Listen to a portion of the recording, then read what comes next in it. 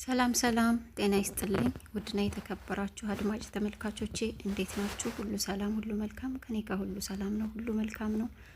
እንግዲህ በአዲስ ድራማ ዛሬ መጥቼላችኋለሁ ውድ ተመልካቾቼ፣ አድማጮቼ። በዚህ ድራማ ላይ እንግዲህ አንድ ሙሉ ቤተሰብ አለ ማለት እንችላለን። ሁለት ባለትዳሮች ወይም ደግሞ ጥንድ ባለትዳሮች አሉ እዚህ ቤት ውስጥ። እነዚህ ባለትዳሮች መካከል አንዲት ሳራ የምትባል የቤት ሰራተኛ እንዲሁም ደግሞ የአባወራው ወንድም ተጨማሪ ቤተሰቡ ነው ይኖራሉ። እናም በዚህ ቤተሰብ ውስጥ ባለቤቷ ወይም ደግሞ አባወራው እሱን ራሱ እንደ አባወራ ይቆጥራል እንጂ ሚስቱ አታከብረውም ወይም እንደ አባወራ አትቆጥረውም። ምክንያቱ ደግሞ ከወንድሙ ጋር ባላት ግንኙነት ነው። ውድ ተመልካች አድማጮቼ ከዚህ ድራማ ምን ልንማር እንደምንችል ብዙም አልገባኝም፣ ግን ወደፊት የተሻለ ነገር ይዞ ይመጣሉ ወይም ደግሞ ሊያስተምረን የሚችል ነገር ይኖራል በሚል እኔም ወደ እናንተ ይዤ መጥቻለሁ። ነገር ግን በዚህ ድራማ ውስጥ ብዙ ለህሊና የሚከብዱ የሚዘገንኑ ነገሮች እያየን ነው። ምንም እንኳ ድራማ ቢሆንም አብዛኛውኑ ኢትዮጵያውያን የሚሰሯቸው ድራማዎች አሁን ላይማ የጭካኔን የግፍ ጥግ እያሳዩን ይገኛሉ። በዚያውም ደግሞ በባዳ ሳይሆን በራስ ቤተሰብ በቅርብ በምንላቸው ሰዎች ጥቃት እየደረሰባቸው ሰዎች ይገኛሉ። በእውነታውም ዓለም እየሆነ ያለው ይኸው ነው። በድራማውም የሚያሳዩን ይሄንኑ ነው። ቢያንስ እንኳ ግን በድራማዎቻችሁ ሰዎችን ሊያዝናና ሊያስተምር የሚችል ነገር ብታደርጉበት መልካም ነው ላለሁ እንጂማ በእውነት ዓለም እያየነው ነው። የጭካኔን ጥግ ዓለም እያጠገበችን ነው። ስለዚህ እናንተም በድራማዎቻችሁ የምናየውን በድጋሚ ባታሳዩን መልካም ነው ላለሁ። ይህንን ድራማ ለጻፋችሁ ሰዎች እንዲሁም ደግሞ ለትወና ስትመጡ ምናልባት ህሊናችሁን የሚሰቀጥጥና ነገ ልጆቻችሁ ቢያዩት የሚያስጠላ ነገር አንሰራም ይበቃናል ብትሉ መልካም ነው። ብር እንደው አይጠገብም። ነገ የማትኮሩበትን ስራ ባሰሩ መልካም ነው ላለሁ።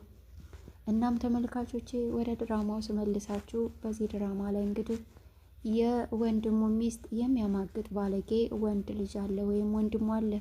ሚስትም ከትዳሯ ውጭ ባሏን ትታ የባሏን ወንድም የምታጫውት ነች ማለት ነው። በዛ መካከል የምትወደድ መልካም ስብዕና ያላት የቤት ሰራተኛቸው አለች። እንዲሁም ደግሞ አባወራው መልካም ሰብዕና ያለው መልካም ሰው ስለሆነ ሰራተኛዋ ጋር በጣም ይግባባሉ። ነገር ግን ይህ ወንድም ተብዬው አካል ጉዳተኛ መስሎ ዊልቸር ላይ ተቀምጦ ህመምተኛ እንደሆነ ነው የሚያስመስለው። ነገር ግን እሱ ምንም ህመም የለበትም። እሱ ሲወጣ ሚስቱን ከዊልቸር ተነስቶ በደንብ ነው የሚያጫውታት። ይህን ነገር ወንድም አያውቅም። ወንድሙ እንደታመመበትና እንደሚያስታምነው ብቻ ነው። ለወንድሙም በጣም የሚያዝን የሚያጽናናው የሚያረጋጋው ሆኗል።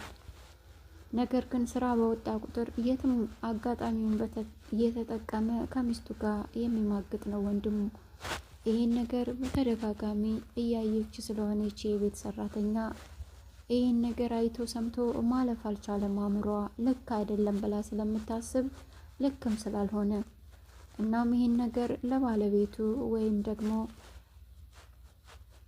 ለልጅቱ ባል ማሳወቅ አለብኝ ብላ አስባለች። እናም ከሷ ተደብቃ ለአሰሪዋ ወይም ደግሞ ለቤቱ ባለቤት ለመናገር ይሄን ጉዳይ አፏ አድርሳ እያለች እኮ ንገሪ፣ ምን ሆነሻል ሳራ፣ ምን ሆነሻል ይላታል። እሷም አሁንም ነግርህ ምናልባት ላያስደስትህ ይችላል፣ ግን እባክህ ላታምነኝም ትችላለህ፣ ግን እባክህ በራስን መንገድ ደግሞ ለማጣራት ትሞክራለህ ግን እያለች ስትንተባተብ እሱም ለመናገር የፈለግሽውን ለምን በቀጥታ ትናገሪም?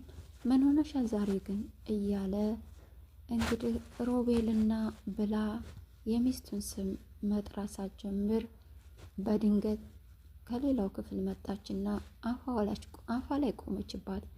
ምን ትሰሪያለሽ እዚህ ተገትረሽ? ለምንድን ነው ዛሬ ደግሞ ቤቱን ያላጸዳሽ? ሂጂ ግቢና አጽጂ ብላ በቁጣ ቃላት የአሰሪ እናቷ ምልክት አሳየች። ሰራተኛም ድንግጥ ብላ እሺ በቃ ሌላ ጊዜ እነግርሃለሁ ብላው ከአፏ ላይ ስለቆመችባት ሳትነግረው ወጣች ልትሰራ ስራዋን። እሱም ግራ አጋብታው ነገሩ ምን እንደው ሳይረዳ ሚስቱ ወዳውኑ በቅጽበት ፍቅር የሚመስል ስሜት ልታሳየው ሞከረች። ሀሳቡን ባይሰበስብም ያው ተያይዘው ከኪችን ወጡ። እሷ ግን ሮቤል ይጠራሻል፣ ሂጂና አግዡ፣ ምን እንደፈለገ አላቅም ብላ ወደ ሮቤል ክፍል ነበር የላከቻት። ሮቤል ማለት ወንድምየው ወይም ደግሞ ህመምተኛው መስሎ ዊልቸር ላይ የተቀመጠው ልጅ ማለት ነው በምስሉ ላይ የምታዩት። እናም ወደሱ ክፍል ነበር ሳራን የላከቻት። እሱ ደግሞ እየተመካከሩ ሊገላት እያሴሩ ስለነበረ ይህችን አጋጣሚ ተጠቅሞ ልክ ክፍል ውስጥ ስገባለት ዊልቸሩን ልትገፋው ስትል አውቆ ስልኩን መሬት ላይ ጣለ። እሷም ስልኬን አቀብኝ፣ ስልክ ወደቀብኝ ሲላት በቅንነት ስልኩን ልታነሳ ጎንበስ ስትል እሱ ከዊልቸሩ ብድግ ብሎ ዘሎ አንገቷን እንቃርጎ አልጋው ላይ ወረወራት። ከዛም እንቃርጎ አንገቷን ሲጣርጎ ገደላት። ከዛ በኋላም ላቡ ዝፍቅ እያለ በአንሶላ ጠቅልሎ ከወንበር ስር አስገባት። ነገር ግን በዛ ቅጽበት ድምፅ አውጥታ ስለነበር እንዲሁም ሲወረውራት የተወሰነ ድምፅ ስለነበረ ወንድሙ ምንም ነገር ሰላም አልሰጠውም። የሆነ ነገር ድምፅ ሰምቻለሁ፣ ምንድን ነው ድምፅ አልሰማሽም እያለ ሚስቱን ሲላት፣ አይ አንተ ጠርጥረህ ነው፣ ምንም ድምፅ የለም ምንም የለም ብላ ልሸፋፍ ሞከረች። አድና ግን አይ የሆነ ድምፅማ አለ ማየት አለብኝ፣ ምናልባት ወንድሙ ወርቆ ይሆን ብሎ ወደ ወንድሙ ክፍል ሲመጣ ወንድሙ ቁጭ ብሏል በሰላም። ነገር ግን አፎም ይንተባተባል፣ ላቡም ዝፍቅ ብሏል። ምን ሆነሃል ወንድሜ? ለምንድን ነው እንደዚህ የሆንከው? ላቡም አልቧል፣ አሞሃል እንዴ ያለ ሲጠይቀው፣ አረ በጭራሽ ምንም አልሆንኩም አለው። ምንድን ነው ጓ ያለው? እኔ የሆነ ነገር ሰምቻለሁ አለው። ምንም የለ አንተ ጠርጥረህ ነው፣ ምንም የለም ብሎ ሸፋፈነ። ታዲያ ምንድን ነው የሰማው ሲለው፣ ስልኬ እኮ ወርቆ አለው። ታዲያ የታለ ስልክ ላንሳላ ብሎ ዝቅ ሲል ስልኩ ምንም አልወደቀም። እሱንማ አነሳሁት እኮ አለው። እንዴት ብለህ ሲለው፣ እንደምንም ብዬ ብሎ ሳያስበው ተነስቶ ስልክ ማንሳት እንደሚችል ስላሳወቀ ደንግጧል። ከዛ ምን ሆና ነው እንዲህ አላበህ ለምንድን ነው ሲለው፣ ሙቀቱ አንተ አልሞቀህም እንዳንተ እያለ ራሱን እያራገበ ነበረ። አይ ሙቀት እንኳን አልነበረም ይህን ያህል እስኪ ያለ ይህ ብሎ፣ ለማንኛውም እኔ ደክሞኛል ወንድሜ ትንሽ ልረፍ ብሎ ታውቆ ወደ መኝታው ሲያመራ ወንድሙም እንደገና እሺ በቃ ረፍ ብሎ በሩን ዘግቶለት ወጣ።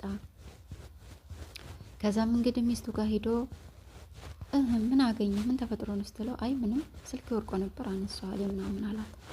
እስኪ እኔም ለሮቤል ብላ እሷም ፍቅሯን ልታጣጥም በሩን ባሏ ላይ ዘግታበት ወደዚህኛው ወደ ውሽማዋ መጣች።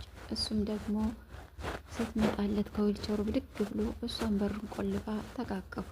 ምን ተፈጠረ ምን አደረግ ስትለው፣ ገደልኳት አላት። የኔ አንበሳ ብላ አቅፋ ሳመችው። ልክ የሆነ ጀብዱ እንደሰራለት ሰው ማለት ነው።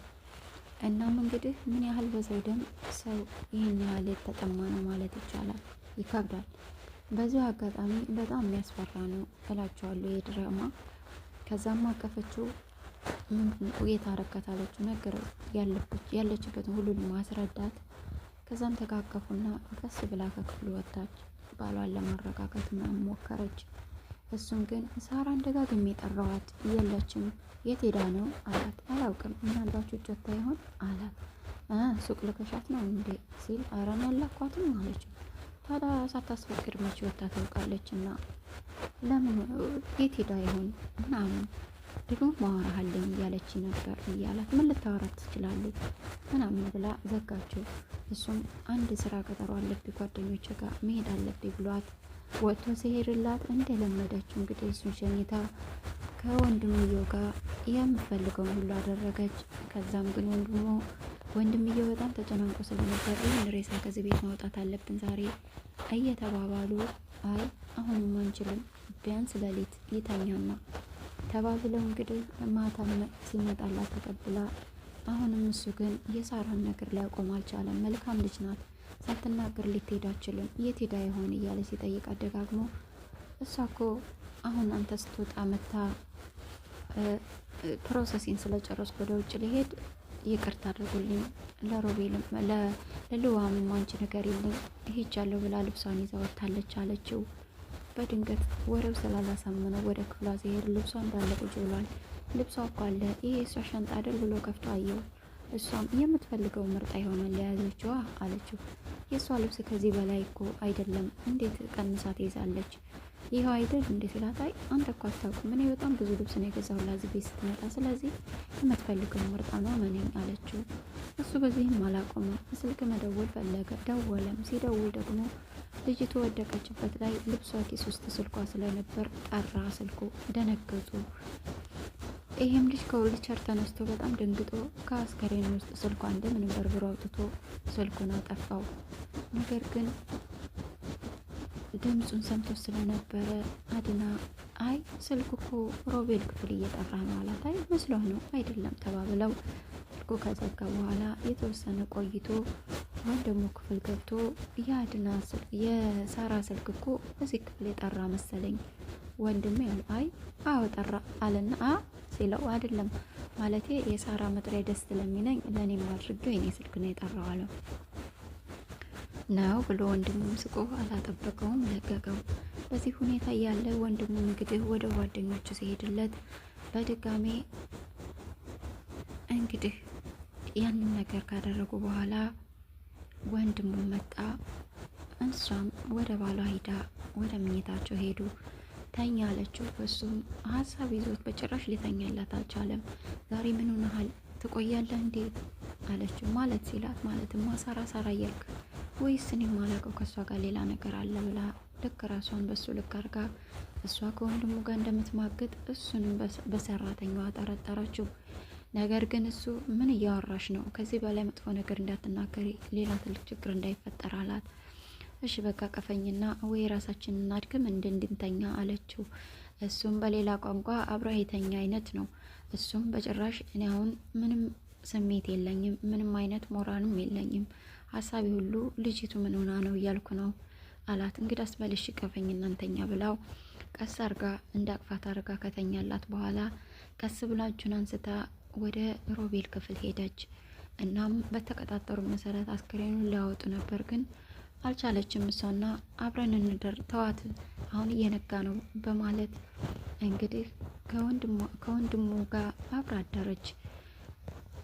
አድናም ጧት ላይ ሲነቃ በድንገት ክፍል ውስጥ የለችም ሚስቱ። ከመኝታው ምን ጊዜ በጧት ተነስታ ነው የት ሄዳ ነው እያለ ሲፈላልጋት ወደ ሻወር ቤትም እንዲሁም ደግሞ ክችንም ፈልጓት ሲያጣት በድንገት ክፍላቸው በርቁሞ እሷም እንግዲህ ከወንድሙ ጋር አሪፍ የፍቅር ጊዜ አሳልፋ እንደውም አሁን ከጎን ባልነሳ ይሻላል ለምን ሂጅ ትለኛለህ እያለች ከሱ ጋር እያወሩ እነሱም ደግሞ ቶሎ ብለን የፓስፖርታችንን ነገር ከጨረስን ይሄን ጅል ወንድሜን አራግፈነው እንሄዳለን ያለውን ባዶ አድርገን እየተባባሉ እንግዲህ እነሱ በዚህ ምክክር ላይ ሳሉ እሱ በር ላይ ነበረ። እንግዲህ ወሬያቸውን ይስማም አይስማም እሱን በቀጣይ ክፍል የምናውቀ ይሆናል። ለዛሬ ግን ያወቀ አልመሰለኝም። ከበር ላይ ስትወጣ ከድንገት ከኋላዋ መጣባት፣ ደነገጠች። ምን እያረግሽ ነው ሲላት ውሃ ጠምቶኝ እኮ ኪችን ውሃ ልጠጣ መጥቼ ሮቤልም እዚህ ጋር ቆሞ ሳየው አለች። መቆሙ አይችልም እንግዲህ ለእሱም ውሃ ሰጠውትና በዛው ክፍሉ አደረስኩት ብላ ዋሸች።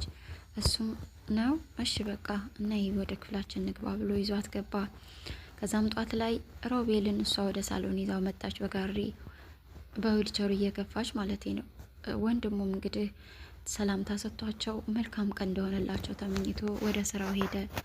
እነሱም እስኪ ወጣላቸው ቸኩለው ስለነበር ኦፍ ይሄ ዊልቸርማ ወገቤን እያሳመመኝ ነው ብሎ ገና በሩን ሲወጣ ከዊልቸሩ ተነስቶ ማውራት ጀመሩ። ከዛም በድንገት በር ሲቆረቆር ሩጦ ሂዶ ዊልቸሩ ላይ ተቀመጠ። እሷም ቀስ ብላ በሩን ስከፍተው ያየችው ነገር በጣም አስደንግጧት በሩን መልሳ ቆለፈችው። ምን ሆነሻል? ማንና ያየሽው? ተናገር እያለ እያስጨነቃት ነበርና ገድያታለሁ አላልከኝም አለችው። እሱም በጣም ደነገጠ።